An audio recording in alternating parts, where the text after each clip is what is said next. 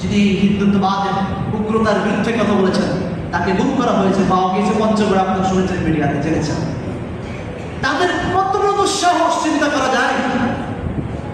এইটা বাংলাদেশের কথা বলছি, ভারতের কথা বলছি না। এটা যদি হয় আমাদের অবস্থা, তাহলে ওই ভারতের মুসলমানরা কি অবস্থা আছে?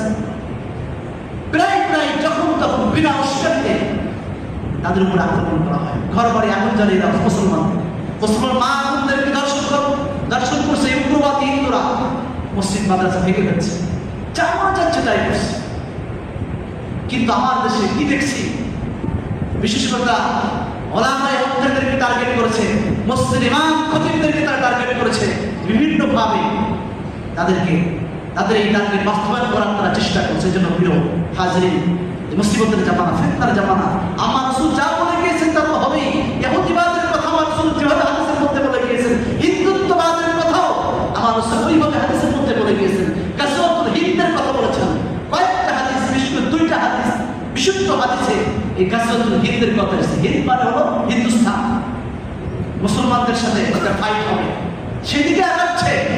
তারা বিনা কারণে মুসলমানদের উপরে যেভাবে জুলুম করছে, আমরা তো আমাদের ধর্মীয় রীতিনীতির ভিতরে রয়েছে, এটাকে ভারতে এত অত্যাচার, এত নির্যাতন মুসলমানদের, এর মোকাবেলায় আমরা কিন্তু বাংলাদেশে আমাদের দেশে কোনো হিন্দুদের শরীরে একটা টুকাও আমরা দেই না। কথা বলেন ঠিক কিনা?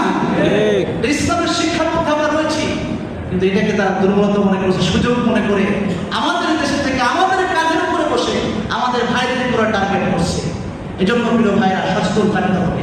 বিশেষ করে ওলামায়ে হকদের ব্যাপারে, আপনার মহল্লা, আপনার এলাকার ওলামায়ে হকদের ব্যাপারে, মসজিদ মাদ্রাসার ইমামদের ব্যাপারে, মসজিদের খতিবদের ব্যাপারে তারা যে ঘৃণ্য টার্গেট দিয়েছে, আমাদেরকে সচেতন থাকতে হবে। যে কোনো মূল্যে এই উগ্রবাদী হিন্দুত্ববাদকে আমরা থামিয়ে দিব ইনশাআল্লাহ। কথা বলেন ঠিক না?